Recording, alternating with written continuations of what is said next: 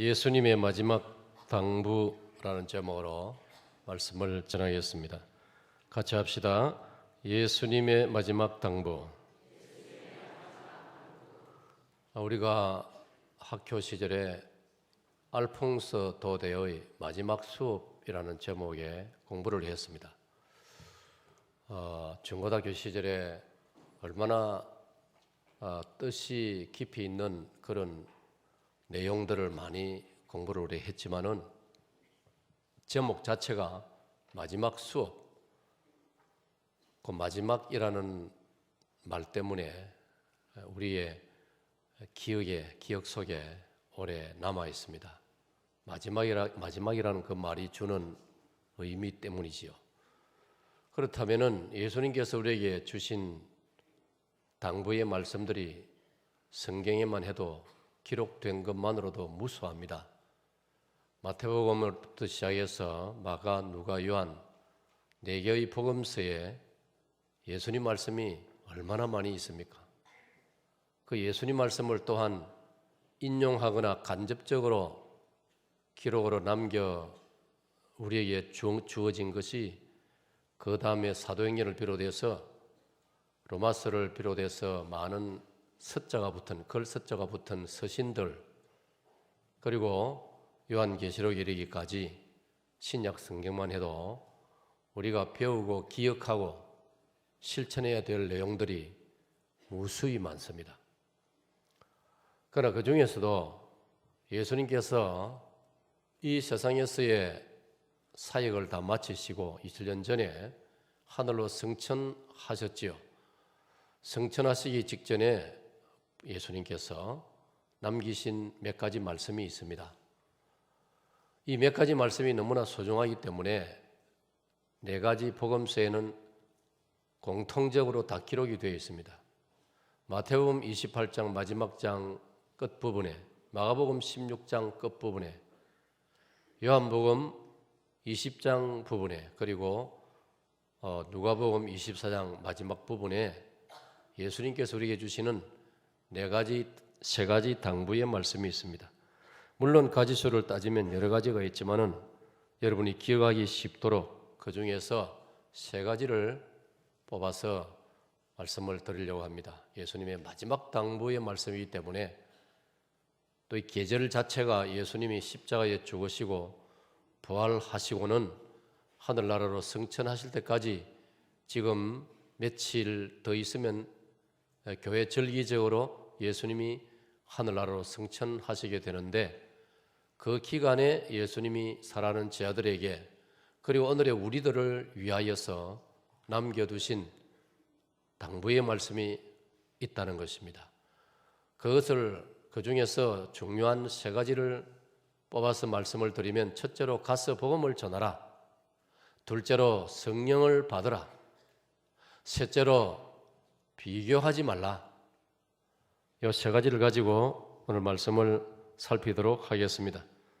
그럼 먼저 첫 번째로 받아입니다. 가서 복음을 전하라. 자, 이 가서라는 말에도 우리가 주목을 해야 되고, 복음이라는 단어, 그 다음에 전하라는 말씀입니다. 여러분, 복음을 전한다는 것은 예수님이 이 땅에 오신 목적이기도 합니다. 내가 이 땅에 복음을 전하러 왔노라, 이 소식을 전하러 왔노라. 어떤 면에서는 예수님 자신이 복음이다라고 우리가 말할 수 있습니다. 복음이 무엇이냐? 이 복음을 가장 잘 설명하는 것이 로마서 1장 16절인데, 복음은 모든 믿는 자에게 구원을 주시는 하나님의 능력이 됨이라고 했습니다. 그럼 이 구원을 주신다, 누구입니까? 예수님이십니다. 예수님을 우리에게 주신다는 거지요.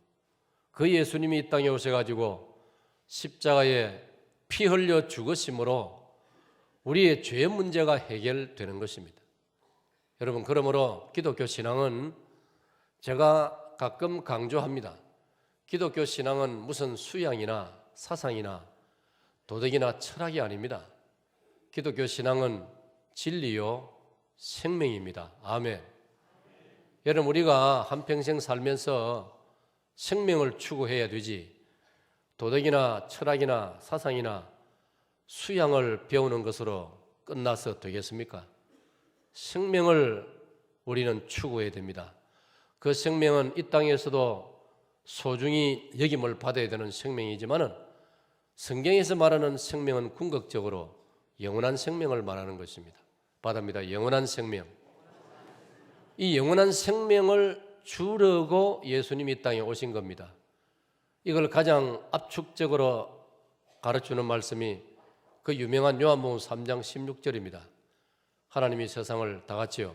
하나님이 세상을 이처럼 사랑하사 독생자를 주셨으니 이는 저를 믿는 자마다 멸망하지 않고 영생을 얻게 하려 하심이니라. 아멘. 영생입니다. 영생. 그러므로 오늘 저와 여러분은 누가 질문을 하면은 왜 교회 다닙니까? 왜 예수님을 꼭 믿어야 됩니까? 왜 당신은 그리스도인으로 기독교 신자로 살아야 합니까? 라고 물으면 우리는 영생이라는 단어를 말해줘야 되는 겁니다. 예, 우리 주님에게는 영생이 있기 때문입니다. 나는 예수님을 통하여 영생을 받고자 함입니다. 나는 예수님을 믿어서 영생을 허락받았기 때문입니다. 그래서 나는 기독교 교인이고 나는 그리스도인으로 살고 그래서 나는 주님이 세우신 교회를 다니는 것입니다. 할렐루야. 이렇게 분명하게 선명하게 답을 할 수 있어야 되는 것입니다. 예수님께서는 마지막 당부의 말씀으로 가서 복음을 전하라 라고 말씀했습니다. 여러분 여기 가서라고 했습니다. 받습니다. 가서. 이 말은 행동을 유발하는 단어입니다. 행동을 전제로 하는 말씀입니다. 복음을 전하는 것은 가야 되는 것입니다. 가기 위해서는 일어서야 됩니다. 가기 위해서는 몸을 움직여야 됩니다. 가기 위해서는 우리가 많은 준비가 필요하고 거기는 많은 수고와 혹은 희생과 헌신이 요구가 되는 것입니다.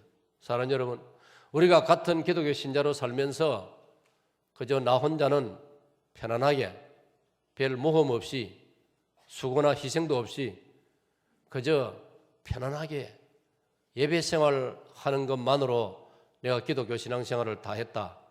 그렇게 만약 우리가 생각한다면 이 주님의 말씀하고는 상당히 배치가 되는 것입니다. 주님은 우리에게 가서 복음을 전하라. 마가복음 16장 15절에는 만민에게 복음을 전파하라. 또 사도행전 우리가 좋아하는 1장 8절에는 예루살렘과 온 유대와 사마리아와 땅 끝까지 이르러 내 증인이 되라. 여러분 거기 전부 행동을 강조하는 말씀입니다. 몸을 움직여야 되고 수고를 해야 되고 땀을 흘려야 되고 때로는 거기에 물질이 수반되고 많은 헌신과 희생이 따르는 것을 전제로 하는 말씀인 것입니다. 그러면 서두에 말씀드린 것처럼 마태, 마가, 누가, 요한복음에서 가서 복음을 전하라는 주님의 당부의 말씀이 어떤 형태로 어떤 표현으로 우리에게 주어지고 있느냐를 잠깐 살펴보겠습니다. 먼저 마태복음 28장 18절로 보겠습니다. 18절부터 보면은 19절, 20절 그러면 자, 그러므로 너희는 가서 시작. 그러므로 너희는 가서 모든 민족을 제자로 삼아 아버지와 아들과 성령의 이름으로 세례를 부풀고 내가 너희에게 분부한 모든 것을 가르쳐 지키게 하라. 볼지어다 내가 세상 끝날까지 너희와 항상 함께 있으리라 하시니라. 아멘.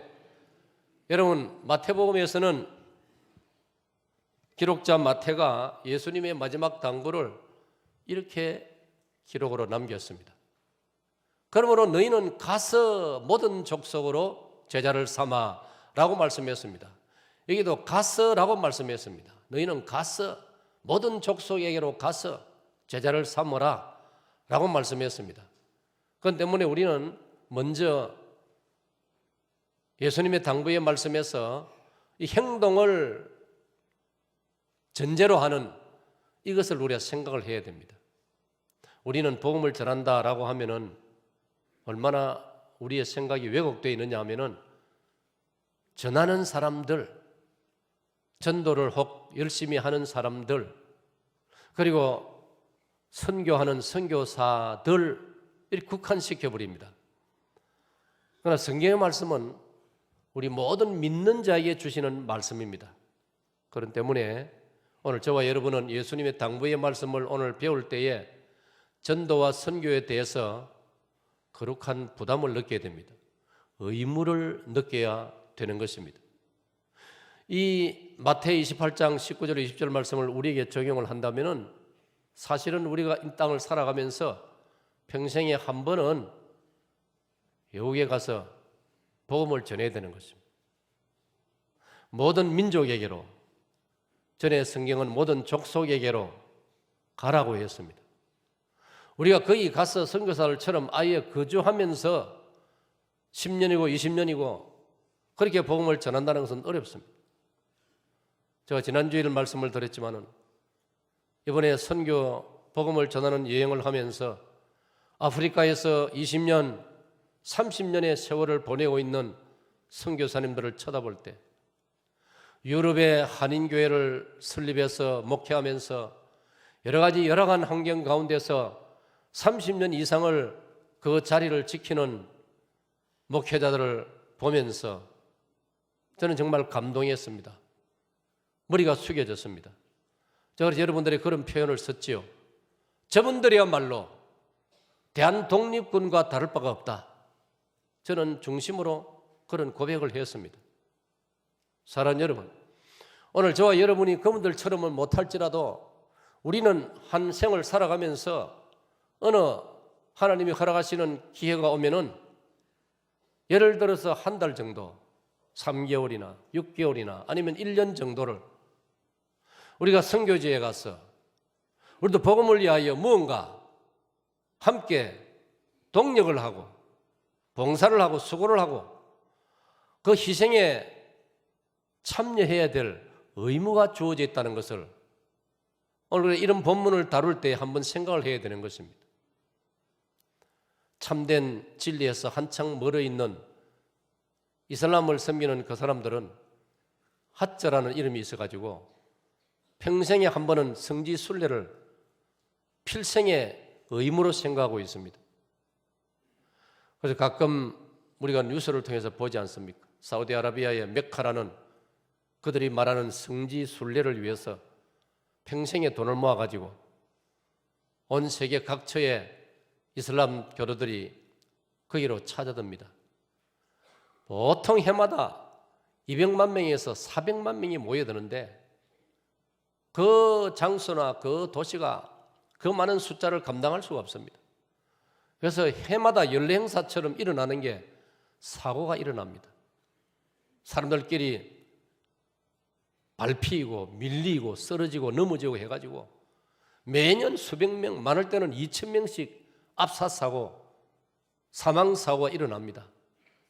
그래도 불구하고 우리가 볼 때는 너무나 이해가 안 되는 그 일이 계속 해마다 되풀이되는 이유가 무엇입니까? 그들의 경전에 한평생에 한 번은 그들이 말하는 성지 순례를 하라는 것입니다.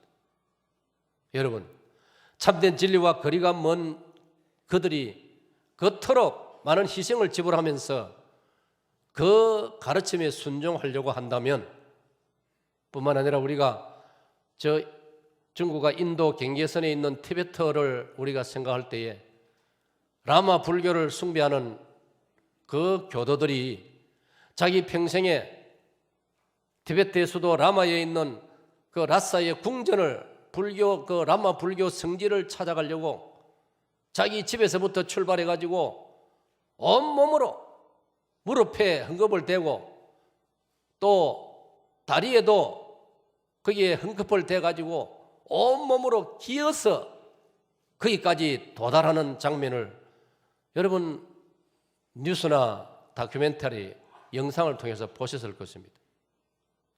오늘 주님은 우리에게 그런 식의 선교를 원하고 계시지는 않습니다. 자기 몸을 학대하거나 의미 없이 무조건 밀고 들어가가지고 압사사고가 해마다 반복이 되어지는 그런 형태를 원하지 않습니다. 복음이 들어가지 않는 곳에, 그리스도의 이름이 미치지 않는 곳에 거기를 찾아가 가지고 복음을 전하고, 이미 먼저 가서 복음을 전하는 선교사님들을 동력을 하고, 오늘 우리가 이 예수님의 마지막 당부 말씀 중에 첫 번째로 가서 복음을 전하라는 이 말씀을 우리가 묵상하고 자신에게 적용할 때 우리가 이런 내용을 마음에 한번 염두에 두어야 되는 것입니다. 그래, 어떤 모양으로든지 복음을 전파하는데 주님의 이 신실하고 중대한 마지막 당부에 우리가 어떤 모양으로든지 거기에 응답을 하고 우리가 순종을 해야 된다는 것입니다. 이 말씀을 여러분 받으시기를 축원합니다. 그런 면에서 우리가 파송한 선교사들, 우리 주보를 보면 우리 사역동교회가 파송하거나 협력하는 선교사님들이 근 65여 명 되지 않습니까? 우리가 이분들의 관심을 가져야 되는 것입니다. 오늘 여러분들 가운데 적어도 세례를 받은 교인들이라면 이 선교에 대해서 관심을 가져야 되는 것입니다. 짐을 나누어줘야 되고 조금이라도 참여를 해야 되는 것입니다. 그래서 우리 교회는 여러분들에게 세계 선교를 위해서 참여할 수 있도록 기회를 드리는 것입니다. 여기는 뭐 꼭 1월 달이 되어야만 되고 1월 달을 지나면 나는 시기를 놓쳤다 그런 것이 없습니다. 오늘 이 말씀을 통해 여러분이 도전을 받으시고 세계 선교에 대해서 물질로라도 여러분이 관심을 가지고 참여하는 그런 마음의 감동이 있어야 되는 것입니다. 그래 이 말씀을 받는 의미가 살아나는 것입니다. 며칠 전에 우리 안장로님이 서울 동부제일교회 초청 집회를 다녀왔는데 그 교회는 김봉갑 장로님이라고 계십니다. 제가 신학생 때부터 제가 섬겼던 교회 출신이기 때문에 교제를 가지고 참 잘 지내고 있습니다.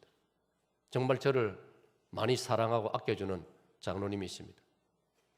그런데 그 장로님은 자기 사업상 주 초에 일본으로 가시고 주말에 한국으로 돌아오시고 이걸 되풀이 하시는 분인데 그분이 그런 간증을 했습니다. 언젠가 그분이 내가 명색이 이 성도들로부터 장로로 선정을 받았는데 주간 내내 내가 일본에 가 있고 사업한다고 주일날 얼굴 나타내고 이 장로가 돼서 이래가 되겠나? 그래서 그는 고민하고 부담을 느끼고 기도하는 중에 하나님부터 이런 감동을 받았습니다. 네가 시간과 몸을 낼 수 없으면 물질로서 네 직분을 감당해라. 그래서 그 장로님은 그 감동을 받은 그 해부터 매년, 벌써 이게 근 20년 전 이야기입니다. 제가 서울서 목회할 때 이야기입니다. 매년 1천만 원의 헌금을 별도로 해가지고 자기가 섬기는 교회의 전도대를 위해서 전도대원들이 전도하는 데 쓸 수 있도록 별도의 자기 개인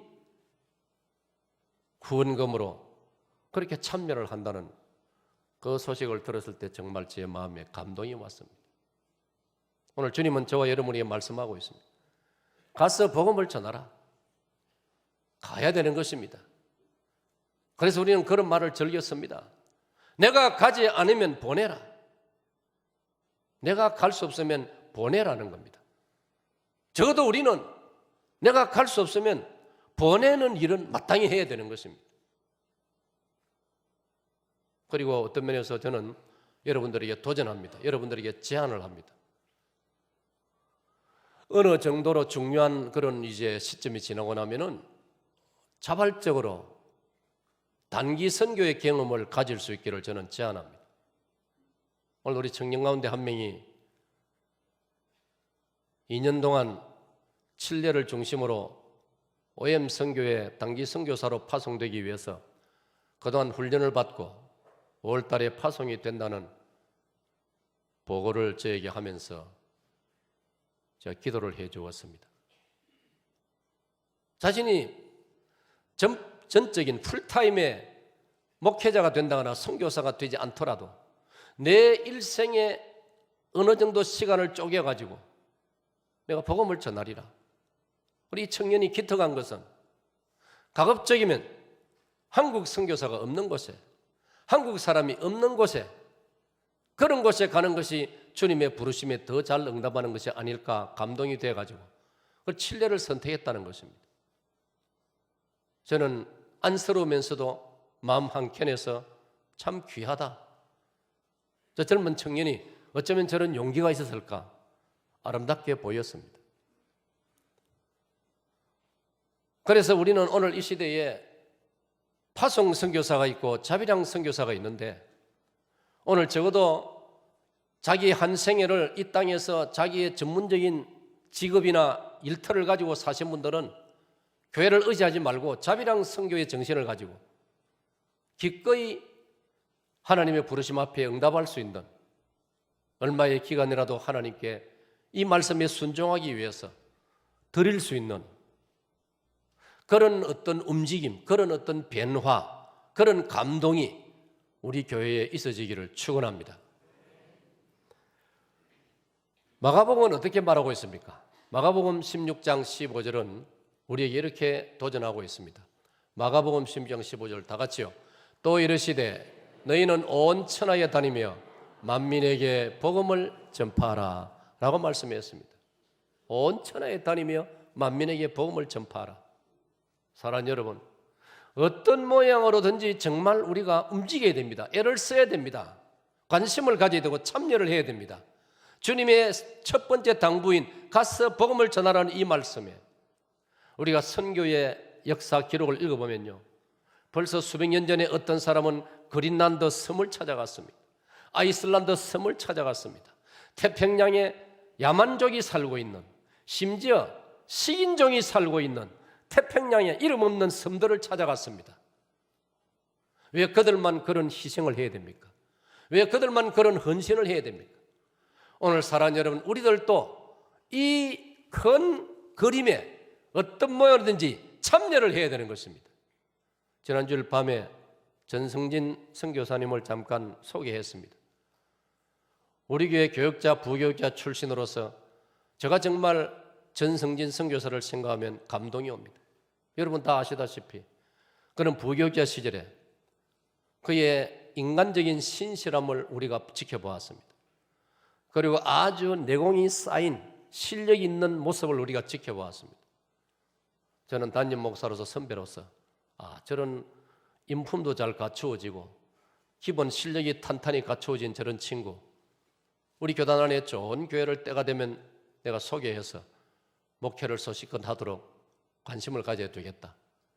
그러고는 굳이 아프리카 선교의 비전을 가지고 온갖 장애를 겪으면서, 온갖 어려움을 겪으면서 그는 기어이 아프리카 선교사로 벌써 15년을 섬겼다고 하지 않습니까? 때가 되어서 이번에 우리 KPM, 우리 고신총회 선교부에서 그의 하나님이 주신 달란트를 생각하여 전적으로 앞으로 3년 동안 선교 정책을 연구하는 선교 연구 실장을 맡아달라고 그에게 제안을 했지만은 전 선교사는 아프리카를 떠날 수 없어서 1년을 사실은 힘겨루기를 씨름을 했습니다. 나는 못 갑니다. 아프리카를 지켜야 됩니다. KPM 선교본부에서는 들어와서 연구국장 자리를 맡으시오. 결국 1년 만에 순종하여 돌아왔습니다. 3월 1일부로 근무를 하고 있습니다. 지난주일 잠깐 인사를 했지 않습니까?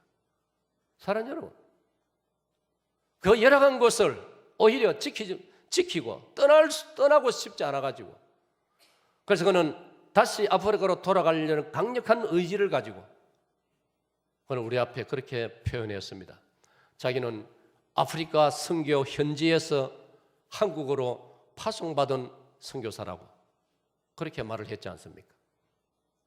사랑하는 여러분, 저는 제 나름대로 소박한 꿈이 있습니다. 외국을 나가는 일이 생길 때 저는 제 나름대로 철학이 와서 복음을 전하시오, 와서 집회를 인도하시오, 부흥회를 해 주십시오, 그런 요청이 있을 때 움직이려고 하는 제 나름대로 철학이 있습니다. 그러다 보니까 보통 흔히 다 많은 목사님들이 다녀온 가까운 나라들 못 갔습니다. 베트남이고 인도네시아고 태국이고 가보지를 못했습니다.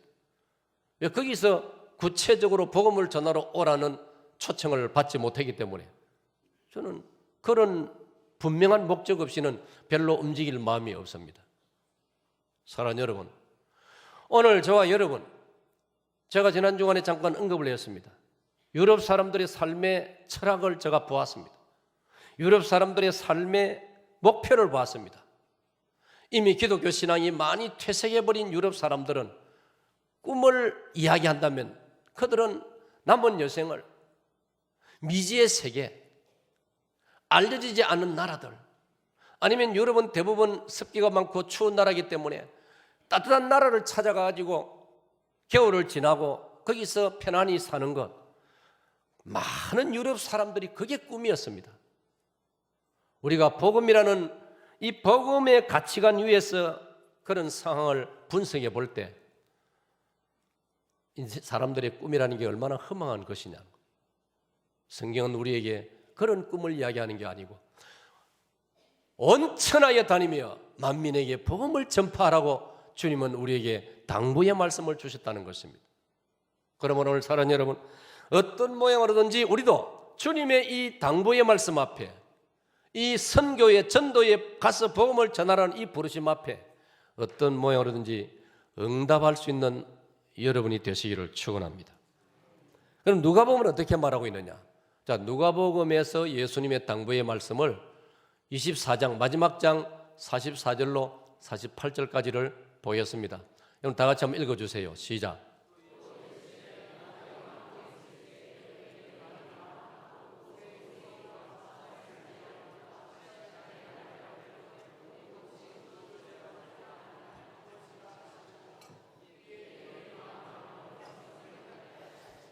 또 이르시되 이같이 그리스도가 고난을 받고 제3일에 죽은 자 가운데 살아날 것과 또 그의 이름으로 죄 사함을 받게 하는 회개가 예루살렘에서 시작하여 모든 족속에게 전파될 것이 기록되었으니 너희는 이 모든 일의 증인이라. 아멘. 48절을 주목하세요. 자, 이 말씀을 이렇게 한번 받읍시다. 나는 증인입니다. 오늘 사랑하는 여러분, 기독교 신자라면 예외 없이 누구를 막론하고 기독교 신자라면 예수 그리스도의 이름을 증거하는 증인이 되고 복음의 증인이 되어야 할 줄로 믿습니다.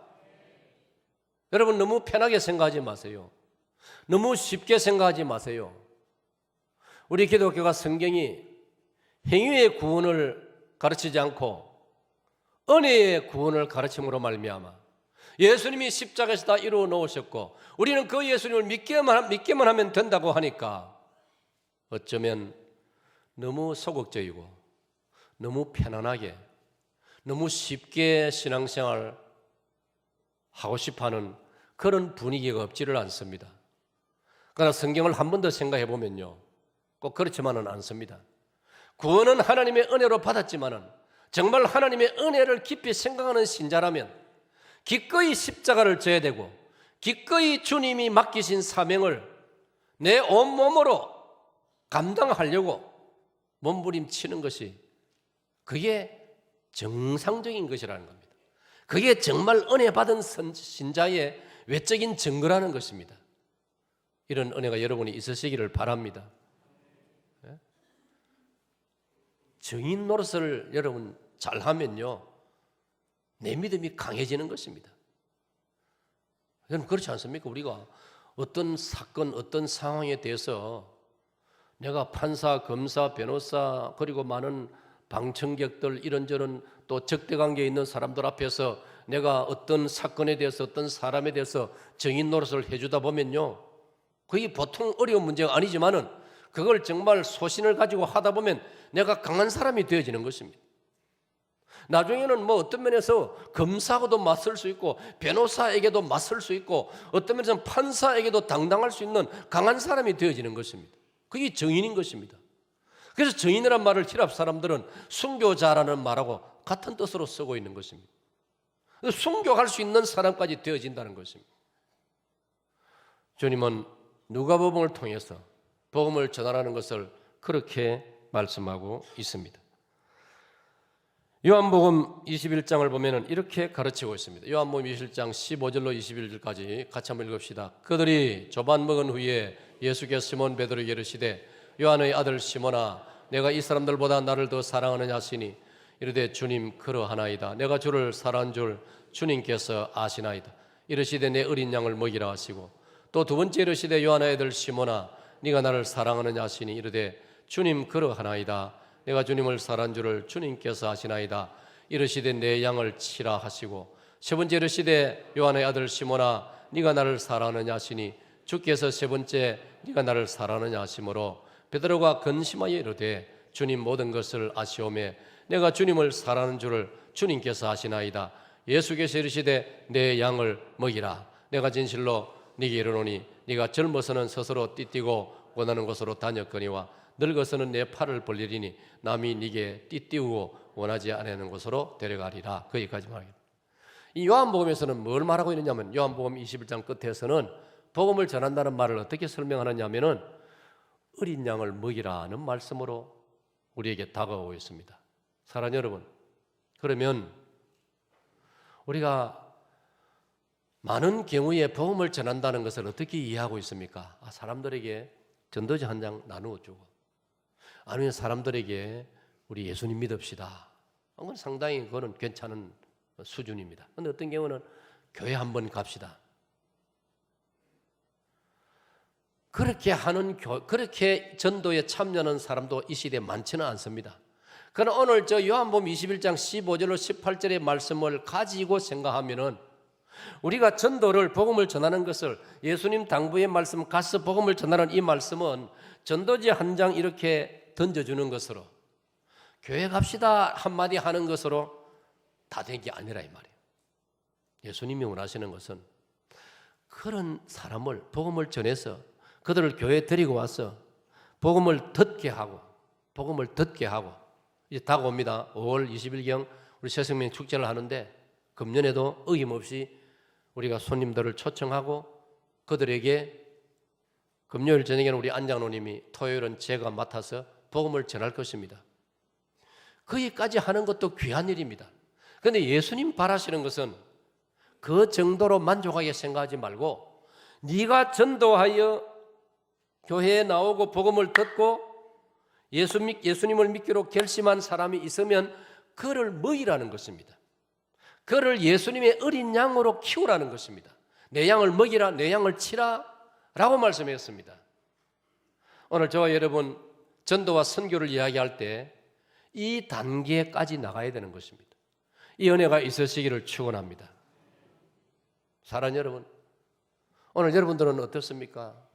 주님이 여러분에게 언젠가 계산할 때에 성경은 계산할 날이 온다고 했습니다. 계산할 때에 너는 내 양을 몇 사람이나 만들었느냐? 더 나아가서 마태복음에 내 제자를 삼고 했으니 넌 내 제자를 몇 명이나 만들었느냐? 물어보실 가능성이 충분합니다. 성경을 보면. 그럼 여러분 제시할 수 있습니까? 예, 저 아무개 있습니다. 우리 교회에. 아니면 저 다른 어디 지역에 요즘 신앙생활 잘하고 저보다 더 여러모로 신앙이 성장한 이런 사람이 있습니다. 우리 이런 보고를 해야 될 날이 온다는 것입니다. 여러분. 그럼 여기에 대해서 여러분 어떻게 준비가 되어 있습니까? 오늘 본문의 말씀은 저와 여러분에게 이 점을 도전해 주고 있다는 것입니다.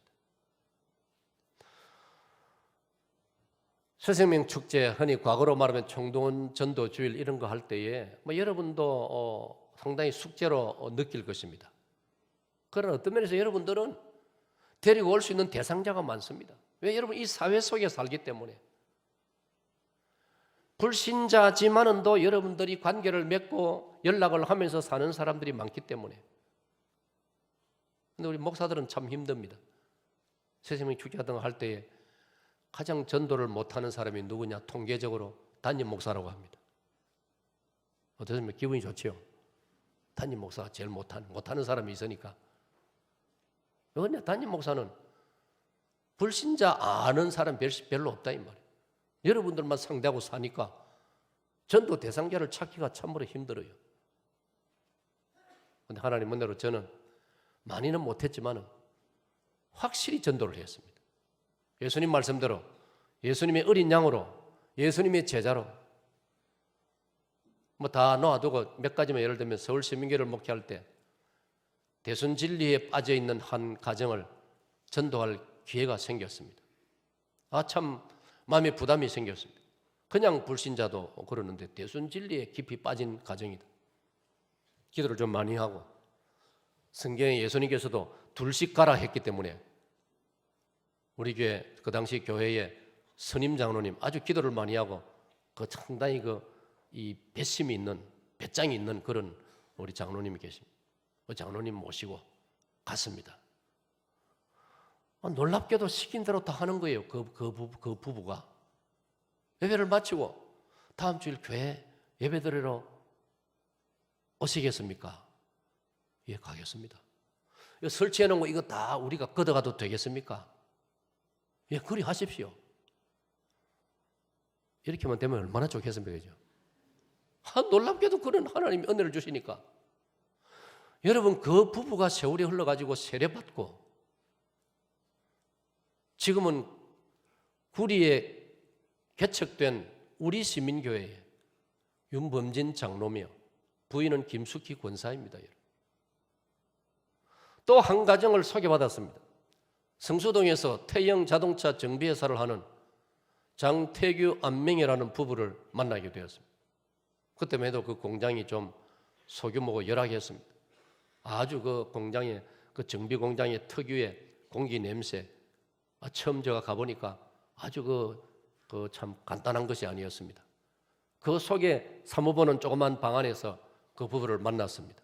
복음을 제시하고 교회로 초청했습니다. 놀라운 사실은 그들이 그 다음 주일날 교회로 왔습니다. 그 부부가 세례를 받고 지금 서울시민교회 장태규 장립집사 안명희 권사가 되어 있습니다.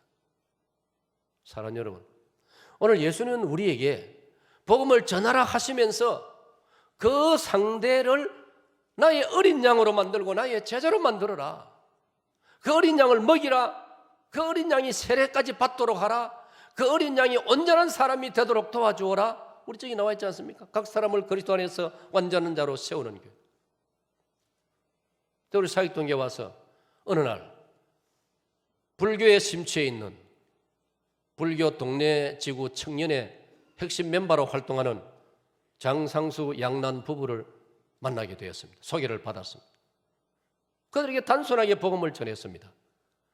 놀랍게도 주일날 교회로 왔습니다. 여러분, 장상수 장로는 명식이 ROTC 장교 출신입니다. 그들이 복음을 받아들이고 깊이 신앙에 몰두하게 되고 결국 여러분이 다 아는 바처럼 우리 교회에서 세례받고 여러분의 손으로 지금은 장로가 되고 권사가 되어서 얼마나 헌신적으로 하나님을 섬기고 있는 것 다 여러분 알고 계십니다. 그 부분은 나름대로 하나님 앞에 매주일 그냥 교회 오지 않고 단 한 사람이라도 매주일 교회로 데리고 와야 되겠다. 그런 전도의 거룩한 부담을 가지고 지금까지 열심히 실천하고 있지 않습니까? 그래서 제가 밖에 나가면요 다른 교회 목사님들에게 항의를 받습니다. 전국 여전도에 해마다 10월달 전국 총회를 하면은 전도왕은 항상 사기동교가 차지하는데 이게 좀 불공평합니다라고 항의 아닌 항의를 제가 받기도 합니다. 사랑하는 여러분, 오늘 예수님은 우리에게 복음을 전하는 것을 그냥 막연히 하는 소리로 여러분 듣는 걸 원하지 않습니다. 좀 더 구체적으로 책임을 느끼고 한 영혼을 예수님의 어린 양으로, 예수님의 자랑스러운 제자로, 더 나아가서 하나님의 자녀로 천국 백성으로까지 돌봐주고 양육하는 데까지 힘을 써라고 주님은 우리에게 당부하고 있는 것입니다. 그러므로 우리가 전도해서 사람을 하나님의 사람으로 세울 때 모델이 뭐냐? 창세기 14장에 나오는 아브라함의 318용사처럼, 사사기 6장에 나오는 기드온의 300용사처럼, 사무엘상 22~3장에 나오는 다윗을 끝까지 따랐던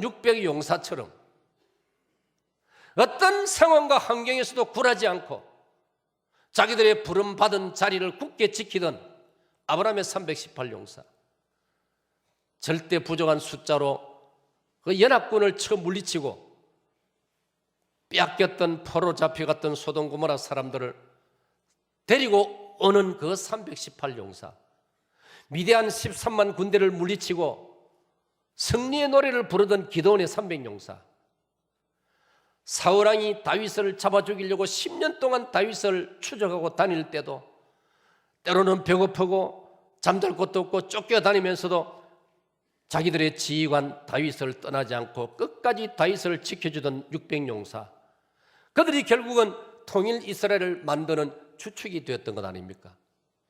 여러분, 그런 모습들은 바로 신약시대 예수님의 제자가 바로 그런 모습이 되어야 한다는 하나의 모델인 것입니다. 여러분, 오늘 저와 여러분이 바로 그런 예수님의 제자가 되어야 되고, 우리 또한 다른 사람들을 예수님의 부르심에 응답하여 그런 주님의 작은 제자들로 만들어가야 할 줄로 믿습니다. 두 번째로 주님은 당부의 말씀을 뭐라고 하십니까? 성령을 받으라고 말씀하고 있습니다. 받아봅시다. 성령을 받으라. 역시 마태복음 28장 마지막 부분에 보면은 19절에서 예수님은 이렇게 말씀합니다. 아버지와 아들과 성령의 이름으로 세례를 베풀어라. 받습니다. 성령의 이름으로. 우리 주님께서는 우리에게 마지막 당부의 말씀으로 성령을 받으라. 성령을 받으라. 성령의 이름으로. 그 다음에 누가복음 24장에 보면은 누가복음 24장에서는 49절에 이렇게 말씀하고 있습니다. 자, 성령님에 대한 예수님의 중요한 언질, 약속의 말씀입니다. 다 같이요. 볼지어다 내가 내 아버지께서 약속하신 것을 너희에게 보내리니 너희는 위로부터 능력으로 입혀질 때까지 이 성에 머물라 하시니라. 저 말씀은 성령님을 보내주시겠다는 겁니다. 그러므로 너희는 성령 받을 준비를 하라는 것입니다. 이 누가복음 말씀이 사도행전을 이어지면은 사도행전을 1장으로 들어가면은 예수님께서는 이 말씀을 다시 설명하시기를 아버지께서 주시기로 약속하신 것을 기다리라. 기도하면서 기다리라. 그래야면 성령이 오실 것이고 너희들이 성령으로 충만해지면은 너희가 권능을 받고 오직 성령이 너희에게 임하시면 너희가 권능을 받고 예루살렘과 온 유대와 사마리아와 땅끝까지 이르러 내 증인이 되리라. 할렐루야. 그러므로 어떤 면에서는요, 첫 번째 당부의 말씀인 가서 복음을 전하라는 이 말씀은 두 번째 말씀하고 연결이 되는 것입니다. 가서 복음을 전하기 위해서는 우리가 성령을 받아야 되는 겁니다. 성령의 능력을 받아야 되는 것입니다. 하늘의 능력으로 입혀져야 되는 것입니다. 할렐루야. 오늘 사는 성도 여러분들께서 주님이 약속하신 하늘로부터 아버지께서 허락하신 성령님을 다시 한번 오늘 알게 되시고 이 성령님을 더 충만히 모시는 은혜가 있기를 축원합니다. 이건 주님이 원하시는 바인 것입니다.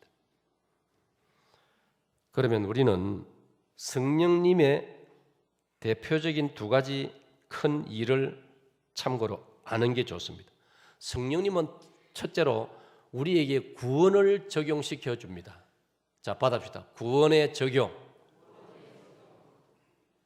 이건 무슨 말이냐면은 우리가 복음을 들을 때 마음에 감동이 일어나고 그리고 복음의 내용인 예수님을 나의 구주로 믿고 싶고 믿어지고 모셔드리고 싶은 이 마음이 일어나는 것은 성령님이 도와주시고 성령님이 역사하시기 때문이다. 성경 그렇게 말하고 있습니다. 할렐루야. 고전 12장 3절에 성령으로 아니하고는 아무든지 그리스도를 주시라 할 수 없다라고 말씀했습니다.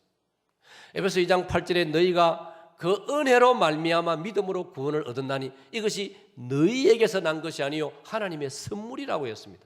할렐루야. 그러므로 여러분, 오늘 여러분 제가 질문합니다. 여러분 주 예수 그리스도를 믿으십니까? 아멘입니까? 주 예수 그리스도를 구주로 믿어지는 것은 내 의지로만 된 게 아니고 하나님의 선물이라고 했습니다. 그래서 이걸 가리켜 그 은혜에 의하여 은혜로 말미암아 하나님이 우리에게 믿음을 선물로 주셨다는 것을 성경은 가르치고 있는 것입니다. 그래서 이 성경을 찬송으로 잘 풀이한 것이 이 찬송입니다. 왜 내게 성령 주셔서 내 마음을 감동해 주 예수 믿게 하는지 난 알 수 없도다. 후렴 다 같이요. 내가 믿고 또 의지함은 내 모든 형편 아시는 주님 널 보호해 주실 것을 나는 확실히 아네. 할렐루야. 우리 사실을 확실히 아셔야 되는 겁니다. 내가 예수 그리스도가 믿어지고 그리스도를 나의 구주로 모셔드리게 된 것은 나의 힘으로 된 게 아니고 나의 나 된 것은 내가 아니고 하나님의 은혜로 된 것인데 그 하나님의 은혜는 바로 성령님이 오셔가지고 우리 마음을 감동해 주신 줄로 믿으시기를 축원합니다. 그래서 성경은 자랑하지 말라고 합니다.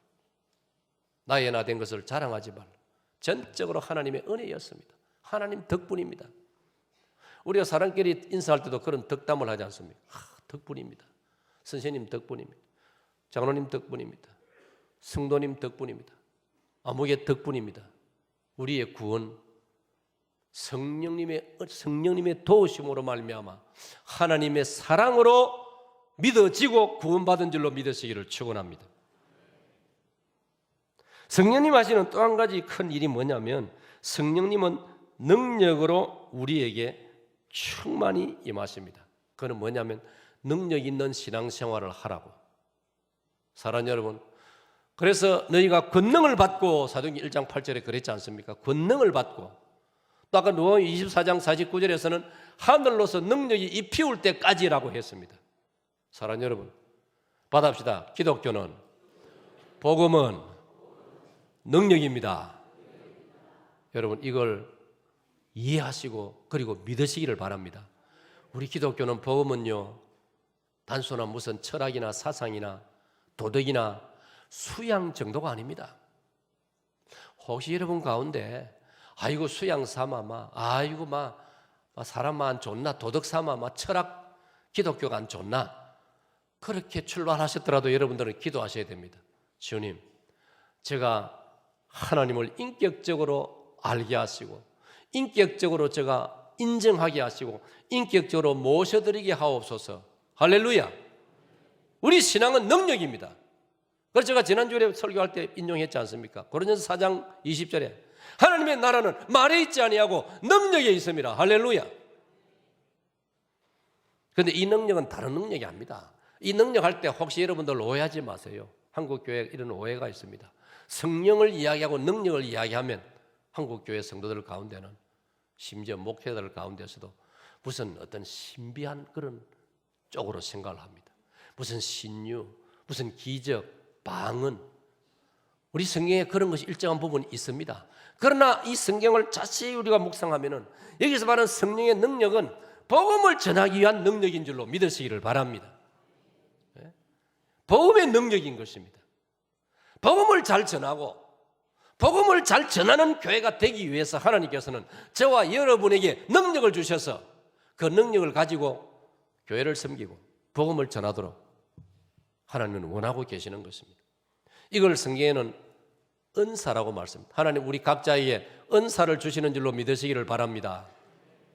여러분, 주님의 복음을 더 원활한 전파를 위해서 우리 사익동교회의 더 아름다운 앞으로의 사역을 위해서 활발한 우리 사익동교회의 전진을 위해서 여러분 한 분 한 분이 하나님 앞에 자기 은사를 사용하시기를 축원합니다.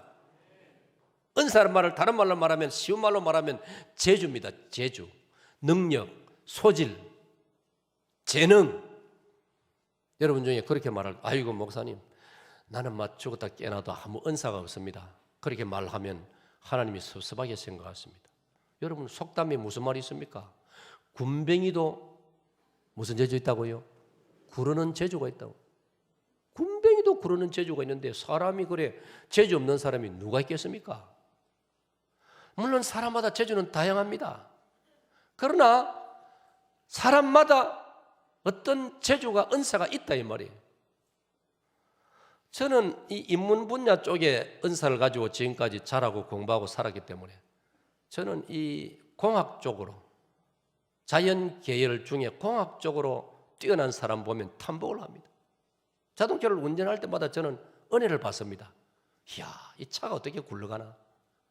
이야, 이 쇳덩이 비행기가 어떻게 하늘을 떠나? 전화기를 켜가지고 저는 많이 별로 잘 할 줄도 모르지만은 뭘 눌러보면 온갖 게 다 나오는데 이게 도대체 전선도 없는데 무선 선이 없는 기계인데 이 안에 온갖 게 다 들어있단 말이에요. 이걸 처음 만든 사람은 진짜 대단해요. 대단해요. 저 같은 사람은 그런 것만 봐도 은혜를 받아요. 이야, 참 신기하다. 같은 인간인데 하나님께서 어떤 사람에게는 이런 재주를 다 주셨는가 보다. 사랑하는 여러분, 우리가 성경을 읽어보니까요, 고린도전서 12장부터 14장까지도 로마 12장도 그렇고요, 복음을 잘 전하라고 하나님이 교회를 세우시고 교회가 능력 있게 복음을 전하도록 우리 각 사람에게 다양한 은사를 주신 줄로 믿으시기를 축원합니다. 그래서 그 은사를 잘 활용을 하세요. 나는 아무 은사가 없다라고 말하지 마시고 설교를 듣는 중에, 기도하는 중에, 아니면 살아가면서 나에게도 하나님이 은사를 주셨다는 것을 발견해야 됩니다. 여러분, 발견해야 됩니다. 저는 하나님 은혜로 여러분 아시다시피 사람들을 도와주고 노예나 총회에서 문제가 어려울 때 제가 기도하고 정말 이 문제를 주님 나라를 위해서 잘 한번 풀어봐야 되겠다는 의지를 가지고 신중하게 제 은사를 발휘할 때 좋은 결과가 맺히는 것을 많이 보아왔습니다. 40년간 헤어졌던 고려척 총회와 하나 되는데도 하나님께서 저에게 그런 은사를 주신 것입니다. 제가 뭘 할 수 있겠습니까? 그러니까 제가 만약 기계를 다루는 이런 문제는 있어서 제가 잘 못하니까 만약 제가 이거 나는 아무 은사도 없다, 내가 그렇게 위축될 필요가 없는 것입니다. 나는 그 대신 하나님이 다른 은사를 주셨다. 바로 성령님이 그렇게 하시는 것입니다. 그래서 고린도전서 12장을 읽어보면요, 은사는 각기 다르나 목적은 같다고 한 것입니다.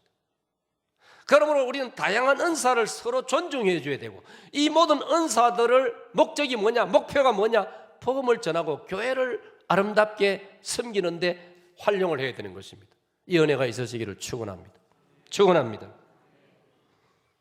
성령님의 또 한 가지 특징을 말씀드리면, 성령님은 특별히 우리의 성품을 다듬어 주십니다. 받합시다. 우리의 성품. 자, 저 읽어보겠습니다. 시작.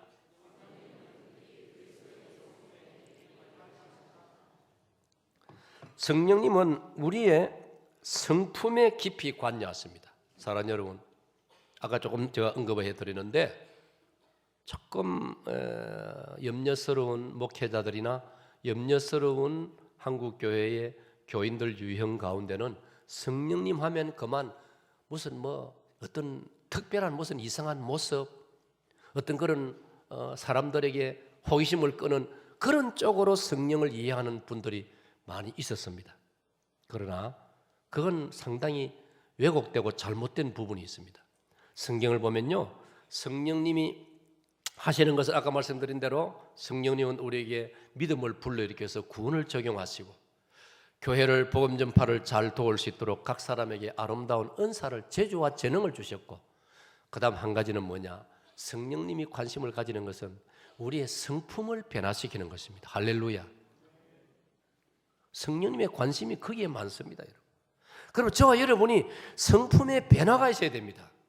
그러므로 너희는 변화를 받아, 로마서 12장 1절 이하에, 그러므로 너희는 변화를 받아 하나님의 기뻐하시고 원하시는 바가 무엇인지 하나님의 뜻을 분별하도록 하라. 변화를 받아, 성품의 변화입니다. 빌립보 2장 6절에 너희 안에 이 마음을 품어라 곧 그리스도 예수의 마음이니. 할렐루야. 받습니다. 예수님의 마음. 과연 오늘 저 여러분의 마음 속에 예수님이 임재해 계시느냐 말, 과연 나의 성품이 예수님의 성품을 많이 닮아가고 있느냐. 성경 그걸 말하고 있습니다. 너희 안에 이 마음을 품어라. 예수의 마음이니. 예수님 마음이 어떤 마음입니까? 예수님 마음은 바로 성령의 열매로 나타나는 그 9가지 성품이 예수님의 마음입니다. 갈라디아 5장 22-23절에 사랑과 희락과 화평과 오래 참음과 자비와 양성과 충성과 온유와 절제니, 이 9가지 성품. 성령님은 저와 여러분의 성품이 이 9가지 성품으로 가득하기를 원하고 계시는 것입니다. 할렐루야. 이를 사모하고 이를 위해서 기도하는 저와 여러분 되시기를 축원합니다. 예수님의 마지막 당부 세 번째는 뭐냐면 너희끼리 비교하지 말라는 것입니다. 다 같이요, 시작. 찬양대 시작.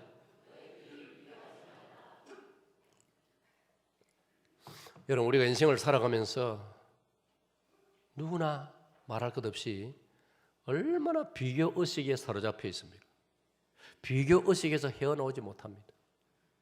여러분, 얼마나 많은 청소년들이 부모님이 자기 자녀를 다른 집 아이들하고 비교함으로 말미암아 그 아이들이 오히려 손해를 보고 안타까운 방향으로 흐르는 경우가 사실은 너무나 많습니다. 오늘 예수님은 비교하지 말라고 했어요. 조금 전에 읽은 말씀 베드로가요, 요한복음 21장 21절 22절에 보면 베드로가 비교했습니다. 내 친구 요한은 어떻게 되겠사옵나이까? 얼핏 보면 그거 뭐 별말 아니죠. 그런데 그 앞에 예수님께서 베드로에게 뭐라고 말씀했습니까? 너는 내 어린 양을 먹이라, 내 양을 치라, 베드로야. 그리고 너는 앞으로 순교할 것이다. 핵심 말씀은 그겁니다. 너는 앞으로 순교할 것이다. 베드로야, 너는 앞으로 기독교를 위하여, 초대 기독교를 위하여 너는 순교의 제물이 되어야 된다. 각오하라, 그 말씀이죠. 그러자 베드로는요, 자기 친구 요한을 의식했습니다. 나는 그럼 순교를 한다. 그럼 내 친구 요한은 뭐냐? 요한은 순교도 안 하고 요한은 편안하게 산단 말이냐? 그런 심리, 저변의 심리를 가지고 베드로가 예수님에게 여쭈었습니다. 주여, 그러면 내 친구 요한은 어떻게 되겠사옵나이까? 예수님께서 그 베드로의 질문에 이렇게 말씀하십니다. 너는 요한에 대해서 상관하지 말라. 내가 다시 올 때까지 요한을 그냥 이 땅에 살려둔다 한들 니와는 무슨 상관이냐? 너는 네 길을 가라. 이 예수님 말씀이에요. 이 말씀의 요지가 뭡니까? 다른 사람과 비교하지 말라, 이 말입니다.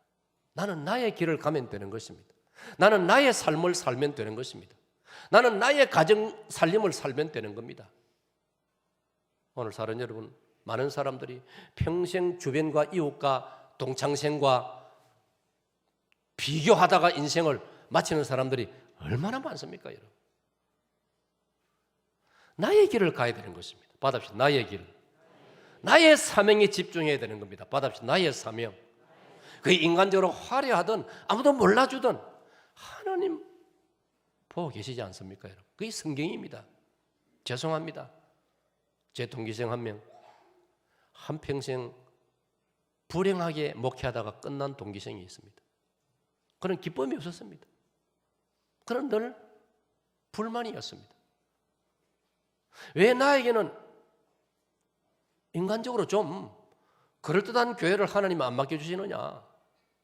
왜 나는 평생 동기생들에게 보조받으면서 목회자의 길을 걸어야 되느냐? 평생 그게 마음에 불만이 되어서 기쁨이 없이 말이 튀어나오면 항상 불만이 튀어나오고 처음부터 생각을 잘못한 것입니다.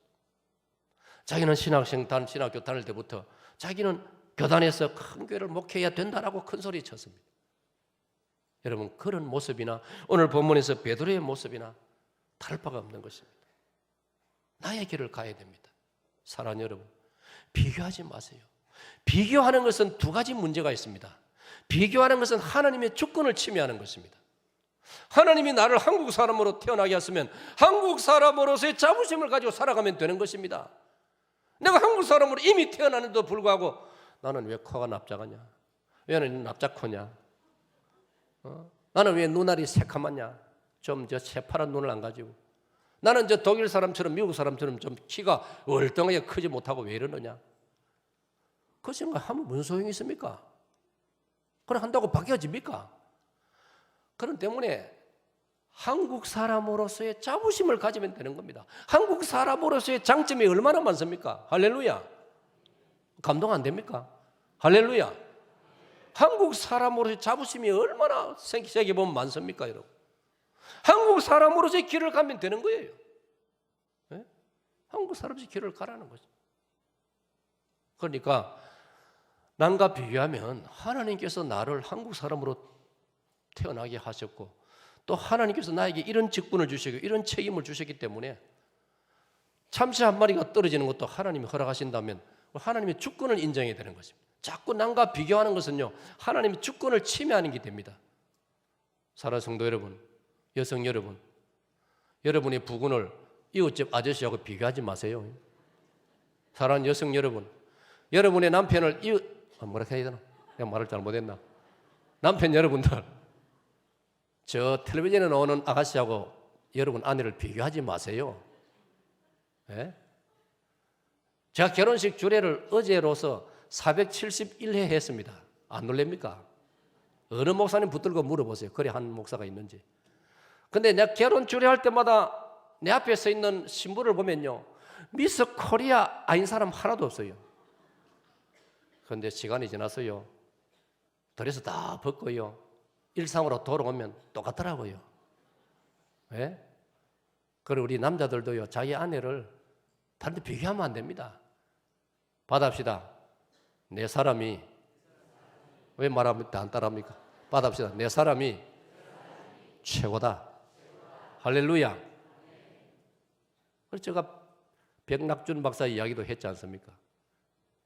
제자들이 사모님이 못생겼다고 놀려대면요, 백낙준 박사님은 우리나라 국회의장도 지내고 문교부 장관도 지내고 연세대 총장도 지낸 그 탁월한 백낙준 목사님이, 사모님 왜 그래 못생겼습니까? 어쩌다가 저런 사모님 만났습니까? 제자들이 사모님 없는 자리에서 농담으로 물으면요, 목사님 대답이, 야 이 사람아, 내가 미국의 스미소니언 박물관, 대형 박물관 런던에 가보니까 진짜 보배는 지구상에 하나뿐인 게 진짜 보배더라.